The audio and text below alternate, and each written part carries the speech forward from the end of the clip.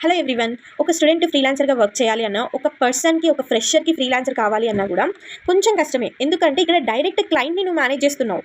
అక్కడ జాబ్ చేయడం చాలా ఈజీ. ఎందుకంటే ఒక డెవలపింగ్ వర్క్ మాత్రమే చేస్తావు. కానీ ఇక్కడ ఏం చేస్తున్నావు? డైరెక్ట్ క్లయింట్‌ని హ్యాండిల్ చేస్తున్నావు. అంటే డైరెక్ట్ క్లయింట్‌ని హ్యాండిల్ చేస్తున్నావు అంటే what the skills you have to need here. First skill is client management. ఒక క్లయింట్‌ని మేనేజ్ చేసే శక్తి నీ దగ్గర ఉండాలి. ఒక క్లయింట్ ఎలా తెచ్చుకుంటావు నువ్వు? డైరెక్ట్ క్లయింట్ నీ సర్కిల్ త్రోలోనే తెచ్చుకోవచ్చు. కొన్ని ఇన్స్టిట్యూట్స్ ఉంటాయి. వాటిలో వెబ్సైట్ బిల్డర్స్ కావాలి.